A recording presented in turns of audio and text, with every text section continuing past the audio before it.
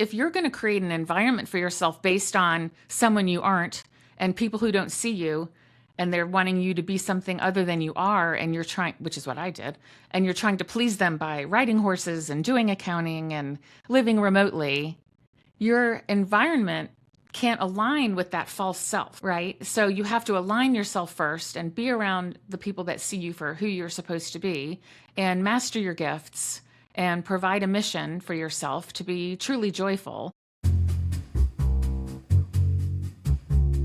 Welcome, everybody. It's time once again for the next chapter with Charlie Hedges, as he explores turning the page on his life and yours.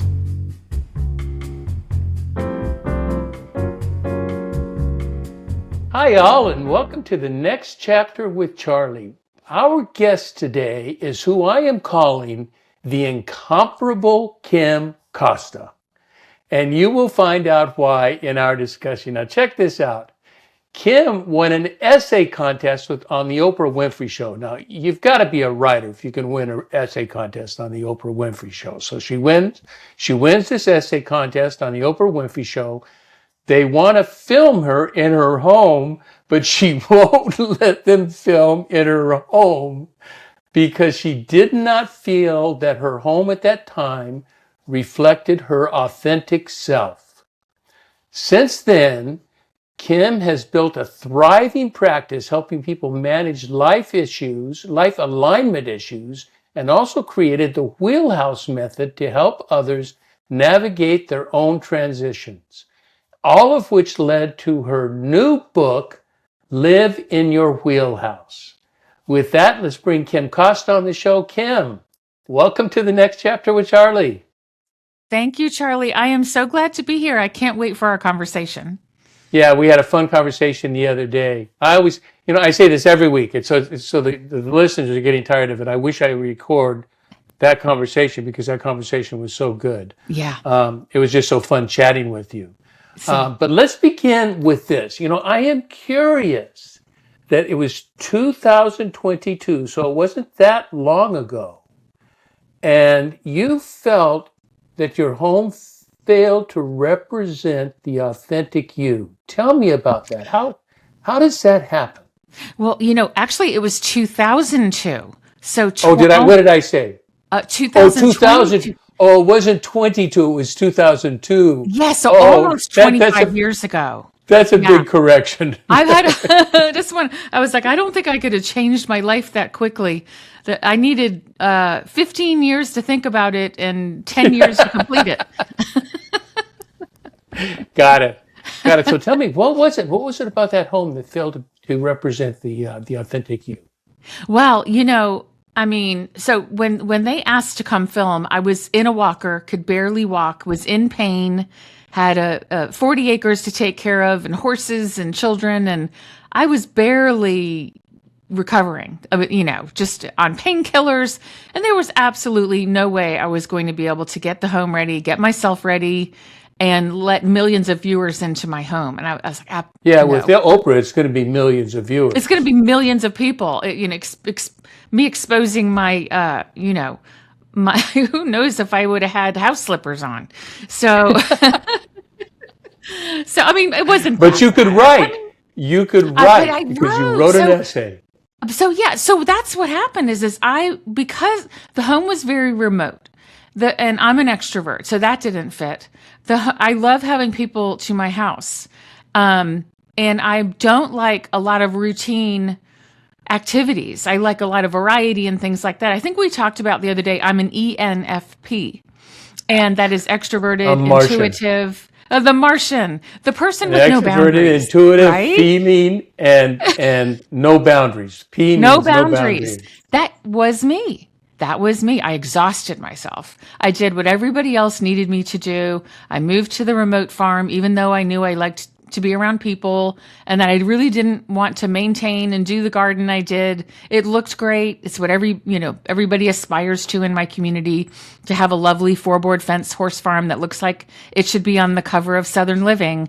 But I was tired and bored and lonely and overwhelmed and doing all the wrong hobbies even. Right, the way I broke my back was riding a Tired horse. and bored and overwhelmed. Those are Yeah. like the three worst words in the dictionary. Don't you think? Yeah, Yeah. and I'm not a lazy person. It's just it was doing the same thing, mucking out stalls over and over again. Just cleaning the dog's muddy paws because we had acreage, like 5 times a day. And which I loved my dogs, but it was just, and then driving my kids 40 minutes to school, driving an hour and a half to work, getting to the grocery store, which was half an hour away. And it was just eating up my time. And so the house didn't fit. So when I broke my back and I was stuck at home and I couldn't drive anywhere, I was like, oh gosh, I have all this free time. So I started writing again. And that's when I wrote the Oprah Winfrey Show. Oh my goodness. Yeah. That's amazing. So, you've got a new book. Yes. So we're going to get to test your writing. Okay.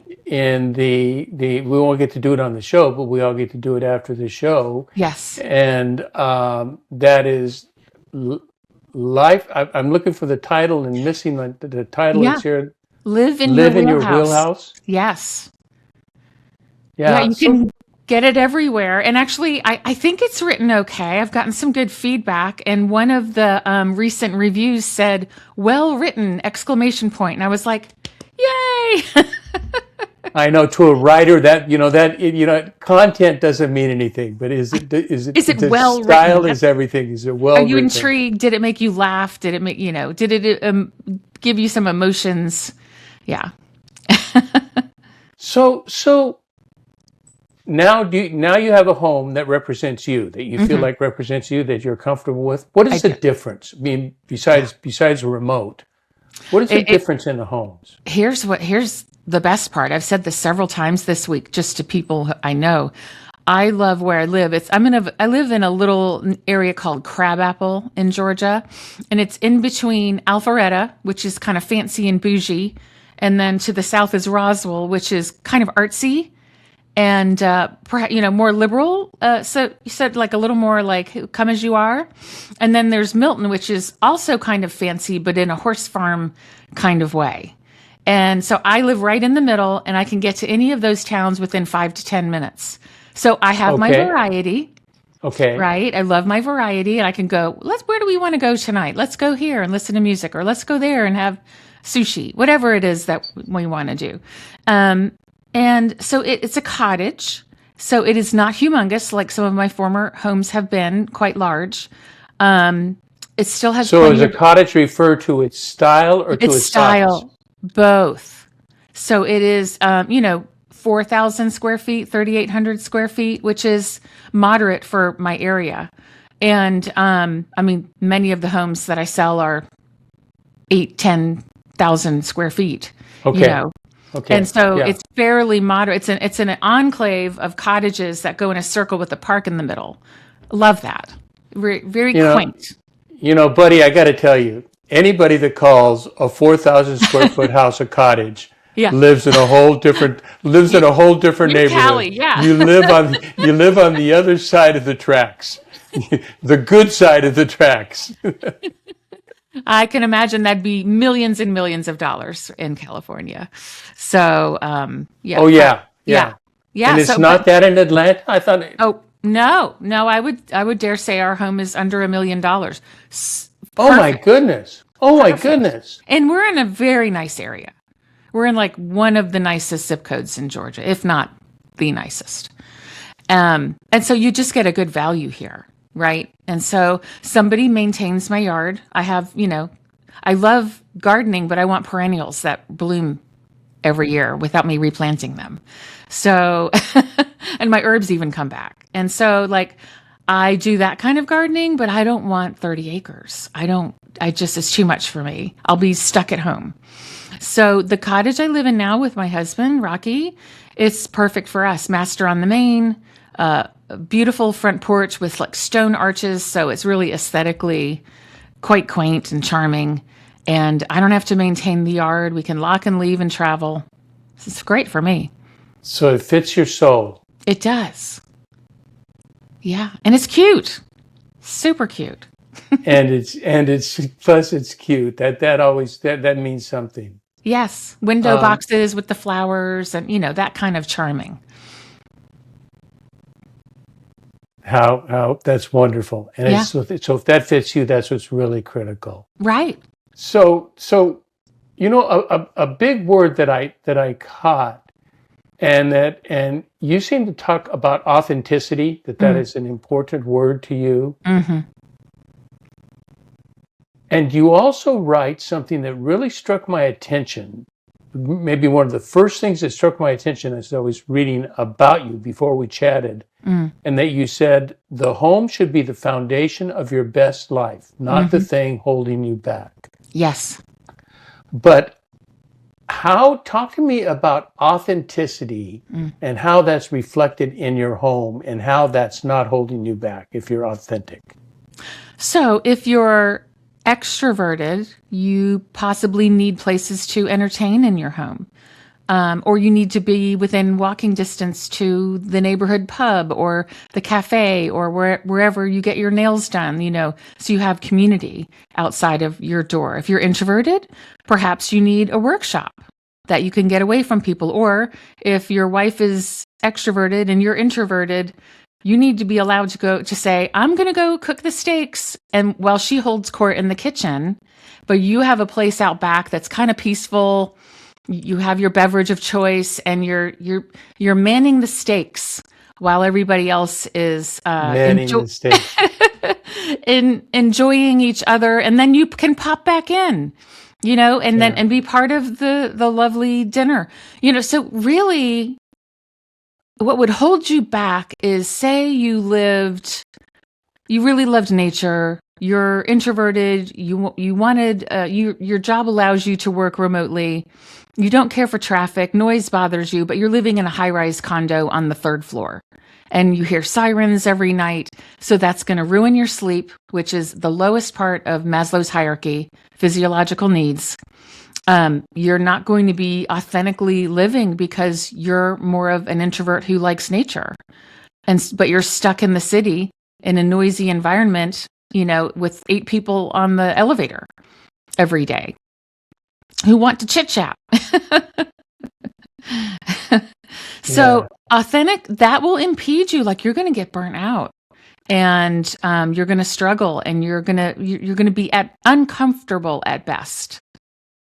What about aesthetically? Are there Mm. aesthetics that Yes. are more important to you too in creating the home that is the foundation for your life? Yes. For my particular personality, so aesthetics are almost the top of Maslow's hierarchy. So there are, up towards self-actualization, which is the goal of Right. Maslow's hierarchy, which is authenticity, is self-actualization. It's who are you, and are you being that person? That's authenticity. So right below that in the needs is aesthetics.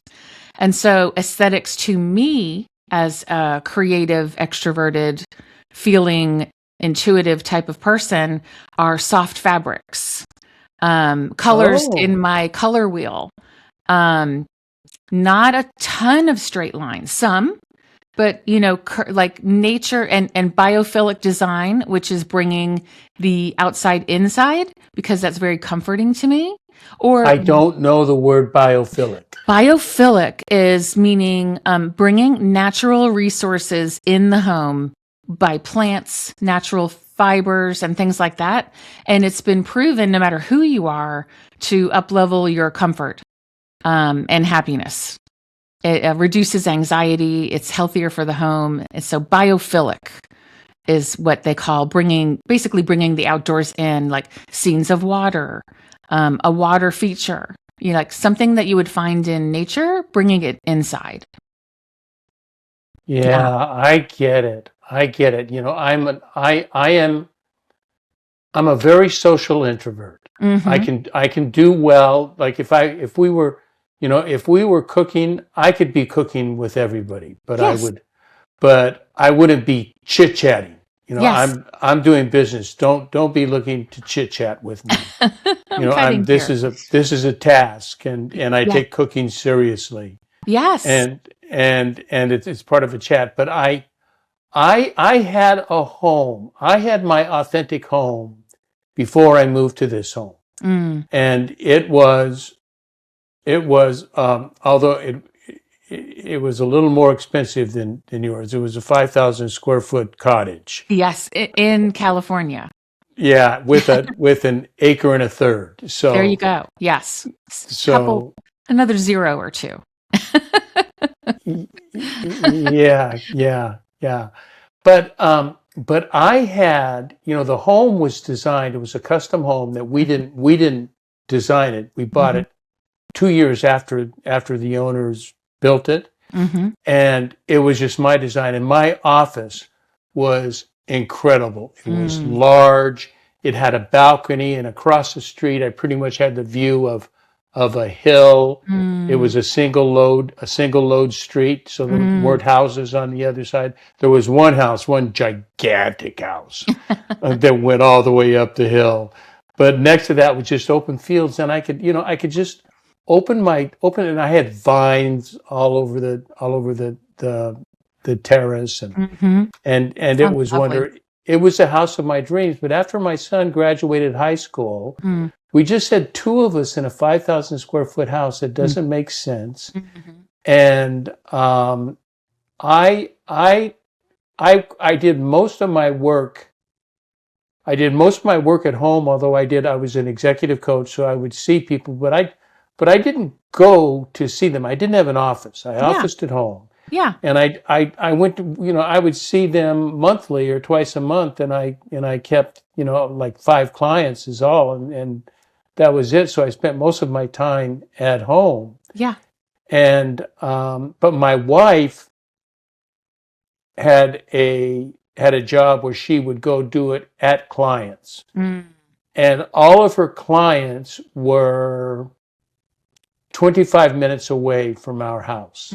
And the traffic would get bad, and it could turn into a 45-minute drive. And she just said, "This is getting too much." So we moved closer to that, and we bought a smaller house, although, it's not tiny, but it's not, it's 3,000 square feet, but it's not like my 5,000 square foot house. Right. That had space. And so I'm sitting in my office now. I've decorated my office, so it's comfy. The office that you're looking at is my, what screen do you call it's my virtual background. That's not my real background. Yes. Because my real background would look into a window, and that doesn't work. Right. But it's a small room that I've decorated in deep reds, and then I have grays with funky painting marks on it, and sort of antique post office mailbox for my cabinet drawers, and Oh, I love that. it's a comfy place, but it gets cluttered, and I don't do well with cluttered. So my home doesn't really fit me perfectly. You wish you had a larger office? Yeah, larger, and I could also go living not in a real neighborhood. This was one of those sort of glitzy gated communities. I mean, it was so gated it had a guard. Yes. So it didn't just have, there was a guard gate, and there was 25 feet between every house, and they all had property. They had big front yards and large backyards. Now we're on a 6,000 square foot plot. Gotcha. And so without the view you had, I'm assuming. Well, yeah, no view. No view, just my office. But it's a whole different feel. It's a very different feel. So I get it. I get it. I am writing. I'm gonna throw a new topic at you that is a topic I know that you can deal with, and I'm writing a blog right now. Oh, good. And you're going to be able to help me write my blog. Okay, good. And so my blog is on self-worth, and I found this quote that says self-worth is not created. It is not a created truth, but it is discovered along life's journey. You were born with value. Self-worth is your inherent value.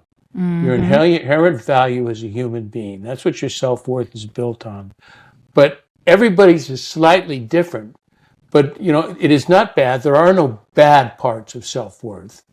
It's just what we create and what we add to it that we confuse self-worth with self-esteem or confidence or acceptance and those sorts of things. But self-worth is a value. What do you think about self-worth as something that is not created, but something that is discovered? I very much agree with that. You're not.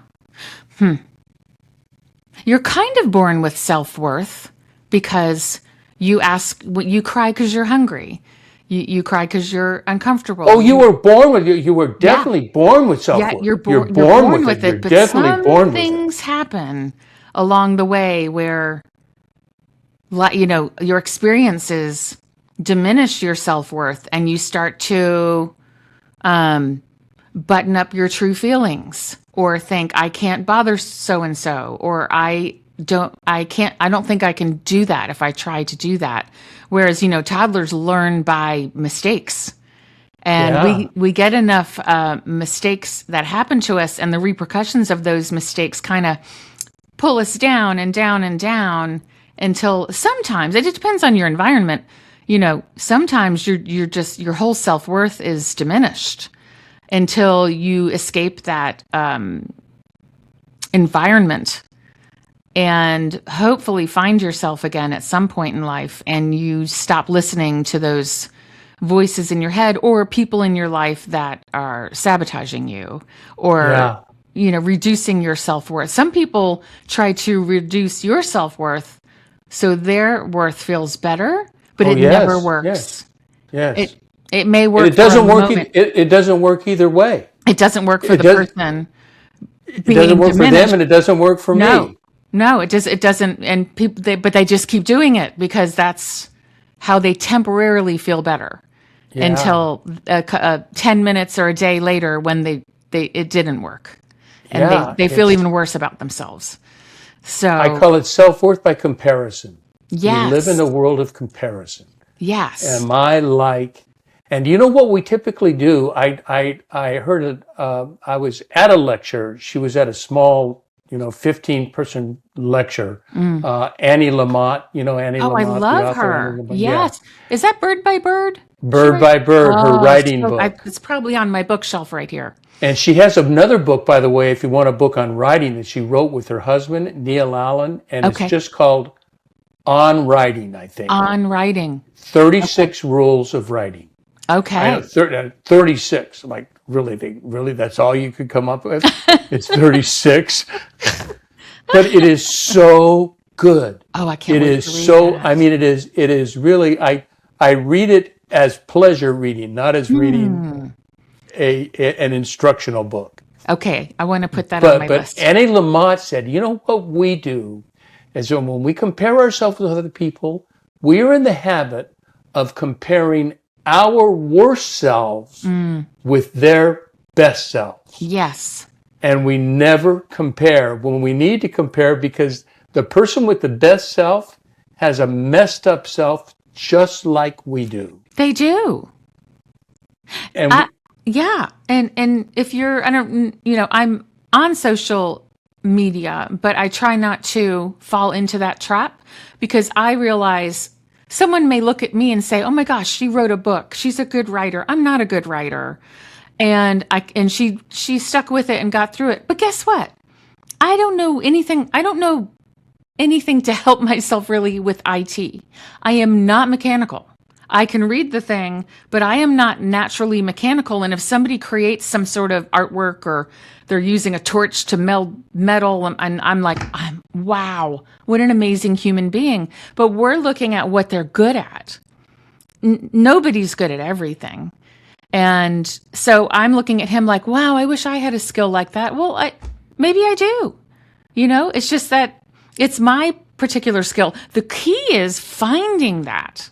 finding what you're naturally supposed to be good at, your aptitude, your interest, your values, your personality, how your brain works. So if you're not finding that, and so say me as an accountant for 27 years, I was always like, I don't feel very good at this. I don't see you being an accountant. Oh no, but I Costa. was for 27 years. But I don't see it. No, it was awful. It was awful. It's what I knew and what I kind of got stuck doing. But I was like, I'll do this because I have to, and I'll learn it and I'll do it well. But I'm not naturally good at this. And I always second guessed myself. Like I'd call my real accountant and say, did I do this right? Like, is this formula right? And it never just naturally took off for me. After a quarter of a century, it didn't naturally take off. I mean, think of the books I could have written. But you know what? You could have written, yes, but you could not write the book you wrote now without I could not. that. I needed to Without that. I needed to live out of alignment to write this. Yeah, book. yeah. And see yeah, how painful yeah, that is. Yeah. So you talked about that you want to help people find their natural selves. Yes. And I'm with you. I do believe we have a natural self. But there are so many things getting in the way of that. Other people, desires, passions, what I may, what I think I might like to do, but I don't know. How do you make that determination? That's a very difficult determination to discover what is your natural self about. It's probably going to involve trying some things and realizing that's not it. Honestly, the first thing I tell people to do, because I'm fascinated with it, is to take a personality test, Enneagram, DISC, Myers-Briggs, Clifton Strengths, I think. That's a good one. Yeah. Many, I've taken them all because I'm taking them all. I'm a junkie. Taking them all. I'm a personality theory junkie. Yeah, and a podcast. I am too. I love it. Too. Fascinating, right? So that'll give you a clue. It may or may not completely fit you, but it'll give you a clue to how your brain might work. So when I took my personality test, it said, oh, you're the same one as Mark Twain, Charles Dickens, Sandra Bullock, Robin Williams, Oscar Wilde. So a lot of authors. And was this an Enneagram that told you that? It was the Myers-Briggs. So the Myers-Briggs told you that? That they're what is your? Oh, are you still an ENFP? Yeah. So you are a legitimate ENFP. So I was like, well, yeah, I guess I should be writing again. And because that's I love a good story. I love to hear people's stories. I love seeing people's potential. I'm very optimistic. That's part of being an ENFP. And I'm very intuitive. So that puts me in touch with, I feel people's feelings. So much so that if I'm in a big room of people for too long, I have to go digest it. And I can tell if someone's fighting in the corner with their partner. And so I have to kind of put my blinders on. My favorite thing is one-on-one or, a small group, a small dinner party, or a one-on-one conversation where I can go deep with someone because I'm fascinated with who people are and what their potential is. And so I think the first way to do that is take a personality test. May be wrong the first time. Try it out. See if it feels right. If not, read about a couple of other similar ones. And I'm still not 100% sure if I'm an Enneagram 7 or an Enneagram 3. And so I just know that I have parts of both in me. You have lots of 7 in you. I do have a ton of 7. I'm also very driven. Yeah. I don't know. So, but I do feel I'm a 7 now. A couple years ago, I would have said I was a 3. Yeah. I'm reading Richard. Are you familiar with Richard Rohr? Wonderful. Yes. I'm reading Richard Rohr's book on the Enneagram right now. Yes. And he wrote it in the mid-90s. And it's a really good book. As a matter of fact, I was reading it before our show. That's what I was doing before I set up for the show. And I'm a new fan of Enneagram. I mean, I've been in, I took the Enneagram for the first time maybe 3 or 4 years ago was the first time I took it. And I'm a 7, Do you know your and wing? it's wing 8, and Yes. I am much more wing 8 than wing 6. Okay. So, I call those that get shit doneer people. So that's why I thought maybe I was a 3, because the wing 8 is a pretty dominant person. It is. Yeah. It is.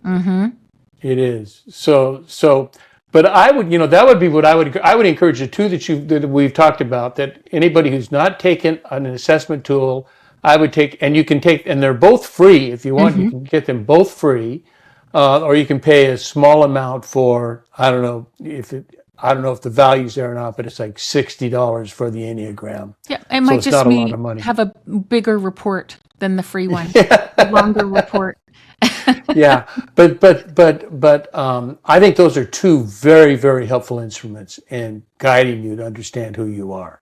I agree. I think it's a great starting point. And at minimum, it will force you to be introspective, to say, do I have those traits or do I not have those traits? Yeah. Another one I took, and that so we're pushing instruments. It's called the VIA character assessment or character trait. Okay. Oh, that's That's a good one. Okay. Oh, check out VIA. VIA. VIA, and then VIA. Put VIA assessment, and then it'll tell you what kind of assessment. I think it's character assessment. Love that. And it has 25 value, sort of character value traits, and it puts you into categories, and it will force rank them, and it comes out with your top 5, your top 10, you have 15. My top 5, and Kim, nothing has nailed me as much as the VIA. Oh, I can't. I don't know that it's helped me, but it nailed me. And in order, it is love, spirituality, creativity, love of learning, and curiosity. That's great. And it just drives, and I find those things, what it does is it's not telling me anything about myself that I don't know, but it's confirming it's confirming those things about myself that I like, that are good. And I say, do I want to be known for 5 character traits? I'll be known for spirituality, love, creativity, love of learning, and curiosity. Yes. I'll be known for that. That will. And don't you think having that validation just helps you become more of who you were meant to be? Yes. Yes, that's, but you also have to be really careful. I'm reading this book by Richard on the Enneagram right now, and Richard, I think, as I just mentioned, that was in the show, that wasn't in pre-talk. and one thing Richard said for the Enneagram, don't take it before you're 30. And yeah, it's about life experience, isn't it? It's about life experience, and it also, he says, until you're 30, you're still in the ego development process. Makes sense. And if you start feeding too much data into what your ego looks like, you will then force your ego into that rather than allowing it to emerge. Interesting. And to be you. So it's like somebody else telling you who you're going to be, because your prefrontal cortex and your brain's not done developing until you're close to 30. Yeah. And even if they are precisely right on, you still don't want to know that. You want to discover that. You don't want to be told that, or take a tool or take a test that says, this is who you are. It says, yeah, you are very cool, according to all the things that you really treasure. Well, I treasure them because that's who I am. Yeah. What about people, another big word with you is alignment. And so what we're talking about with these assessments is helping us create alignment. That's right. With our core, with who we are. What does a person look like that's out of alignment? Help our listeners that may be out of alignment. This may be unrecognized with them, but they're frustrated. They're feeling like something's missing. They're feeling like an imposter, perhaps. They're sad. Like, is this all there is? This is it? It's like, I do, there's the term zone of genius, Hmm. that it's proven if you're working even in a hobby in your zone of genius, that brings joy. Oh But my. right, it's like you come from, when I write and I come out of a good writing sprint that I feel like I've written something interesting, and someone might interrupt me. I'm coming from another planet. I don't know what time it is. It takes me like even I can be looking at the person and still in my thought for about 5 seconds until I realize somebody's speaking to me. And so that's when I know I'm in my zone of genius, and I'm almost like, oh no, wait, that thought's disappearing. I don't want it to, but okay, I'm done now. I'm out of my zone of genius. What is it you need? And that could be anything. That could be somebody who's very mechanical working on whatever they're working on, or a person writing Oh, code. yeah. It could be someone, my brother's an engineer. It could be him writing code, which he has 26 patents on. That's not my brain. That's his brain. Yeah, yeah, that's it. You know what's really interesting?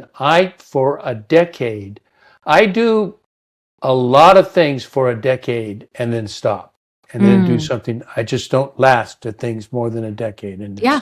I've had so many different careers. They're related careers, but they're Yes. but You're they're building they're different. upon different elements, I believe. I Yeah, would imagine. but this I painted. Mm, Not houses. I painted paintings, mm-hmm. and I have no artistic talent.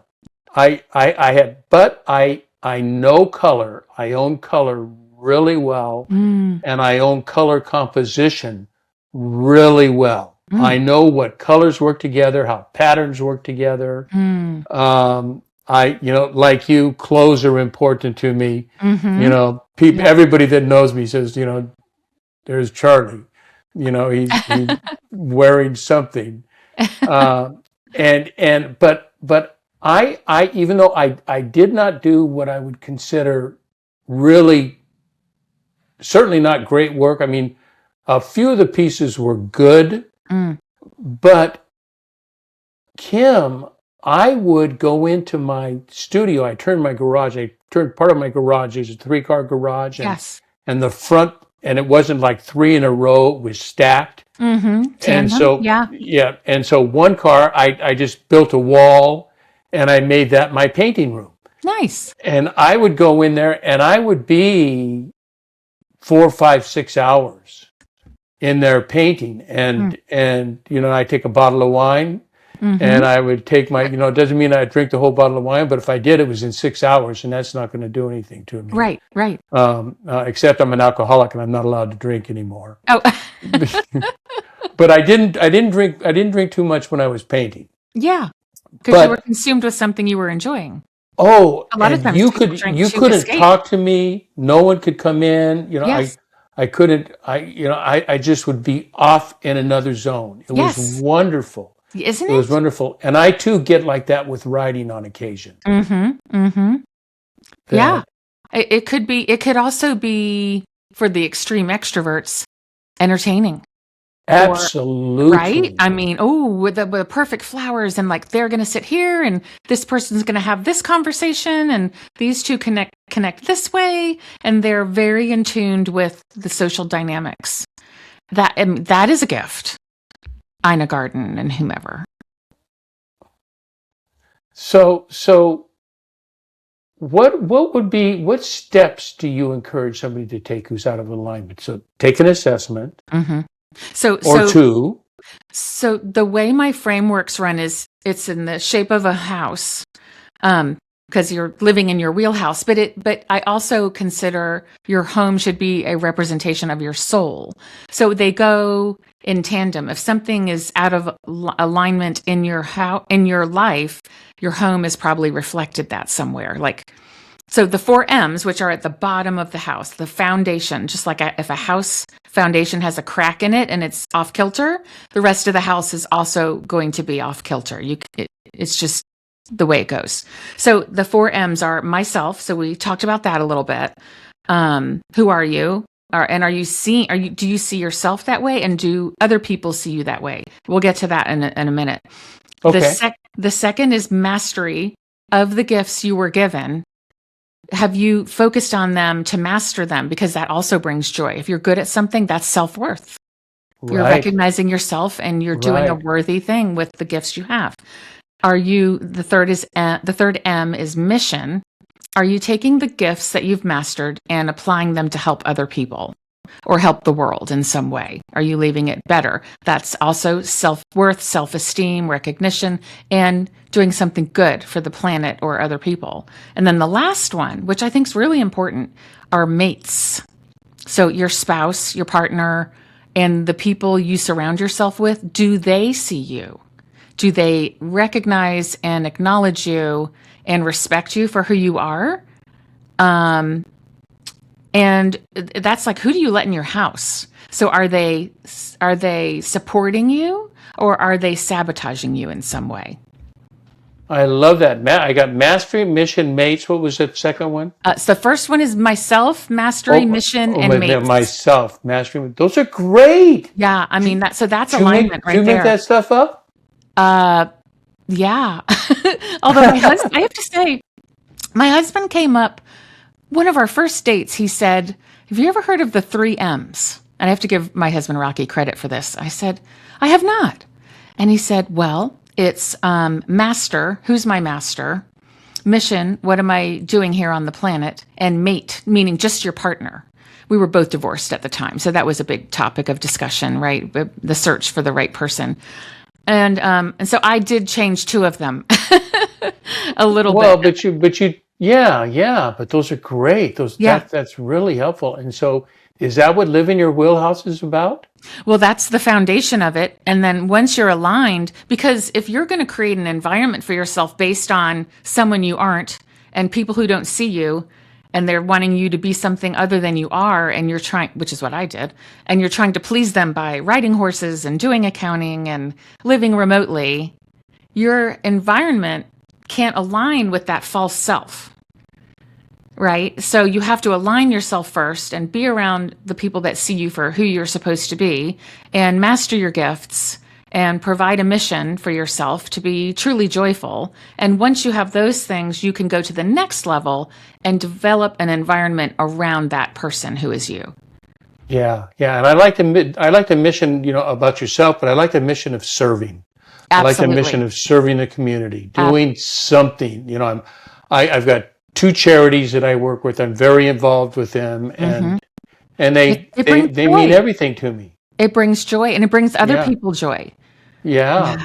And you're doing good in the world. Yeah. I had another question that do you think, I was going to ask you a question which I know the answer to, and I was going to ask you a question. Do you think with age we get closer to alignment or further away? And can I give you my opinion and then I want your answer? Because it's come to me that my opinion is no, age doesn't do it. Because people that are out of alignment are what is known, I'm 76, so I'm older, and so I'm getting up there with, although I hang mostly with people in their 50s and 60s. Yes. I don't even know if I have any friends in their 70s. Keeps you young. Well, it's just who I am. Yeah. But I keep hearing about, I don't see them, Kim, actually, I don't meet them, but I hear so much about old people that are just so crabby and so stuck in their ways. Mm-hmm. And you know what? It sounds to me like they have been out of alignment for so long. They're stuck out of alignment. They're dissatisfied. They're unhappy. They're unfulfilled. Yep. And they think the world sucks and therefore everybody in it sucks. And I have met some of those people. It's sad. There's a lot of them. Right? Mm-hmm. There are. And they are stuck in their homes. And, maybe they're not coming out to talk to their neighbor or getting involved in the community because, they're not doing any of the 4 M's. And then their environment also is like, I'm going to eat the same junky dinner and I'm not going to feed my body, and I'm not going to nourish my soul or learn anything new. And they're just stuck in this pattern of going through the motions until they're no longer. And it's a sad thing. That is a very sad thing. And what's even sadder is you don't have to be old to be there.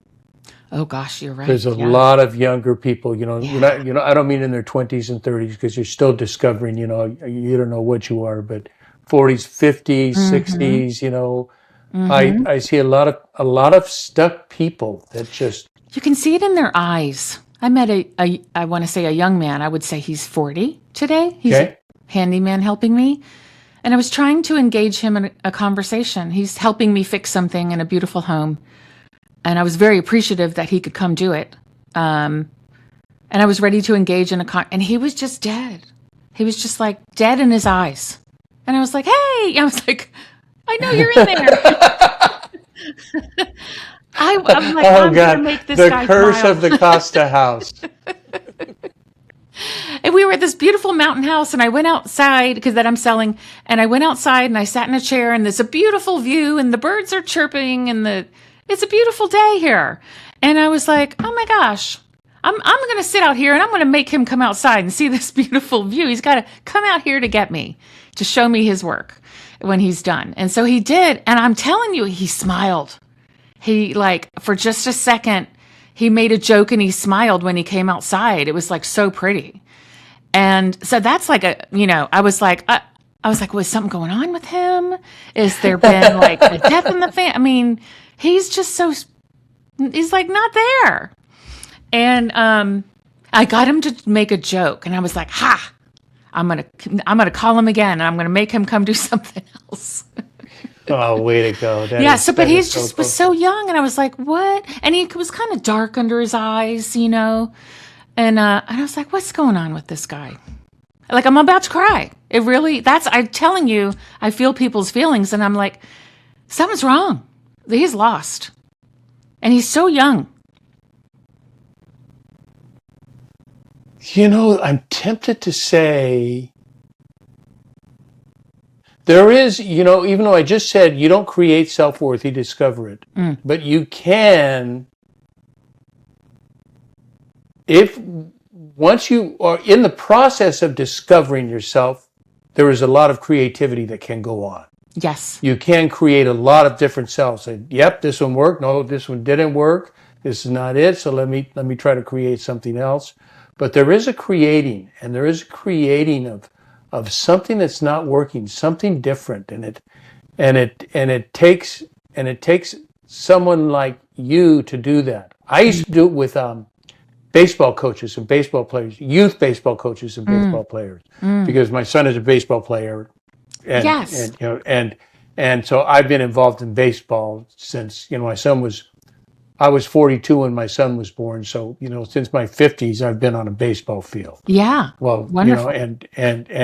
But the impact of coaches and seeing the way I coached and seeing the relationship I had with the players, which was, I'm very old school as a coach, so I'm very stern. 12-year-olds would get an F-bomb. I mean, this is just, this is baseball. Well, This was baseball 20 years ago when you could do that. Before they were filming you and putting you out there. Because what you would get is you would get an F-bomb, and at the end of practice, you get a kiss on the cheek and say, way to go, great practice. But, now I get jailed for doing an F-bomb and kissing a child. I mean, even a mom and dog grabs that puppy by the scruff of their neck, and tough love is a good thing sometimes. Yeah. But then the kissing is not even allowed. The love isn't even allowed. Like devoid of all emotion anymore, except for win. Except for win, right? Which is, camaraderie, colleagues, overcoming mistakes, life lessons, all those things. There's got to be emotion with that. Kim Costa, I could talk to you I could talk to you for a long time. Yep. Same here.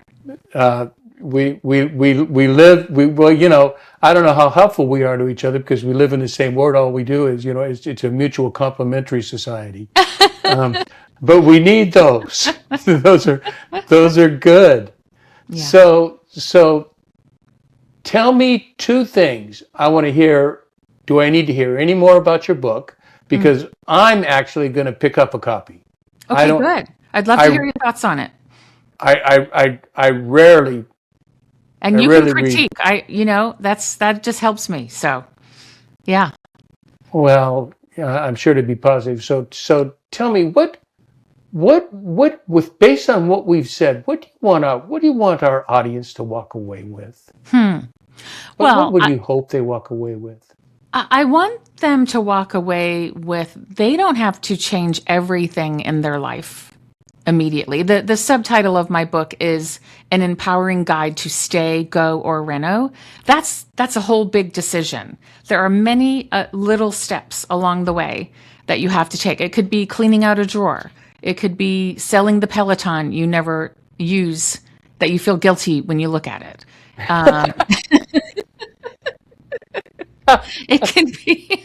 It can be not that I'm talking about me, but no, I've never seen that movie. It could be making a life change with the people you surround yourself with, who you let in your home. It could be up-leveling an unsafe situation. It could be changing the color of your dining room because you're a warm and it's a cool. I mean, it could be, big or small decisions. Just one small change. Or if your life is, if you're down in a safety or physiological need that's not being met, you need to address that. Perfect. I think that's wonderful. Kim Costa, you are the incomparable Kim Costa. Thank you so much for spending time with me today. It's been a pleasure. Thank you. And I also want to thank everybody for tuning in to the next chapter with Charlie.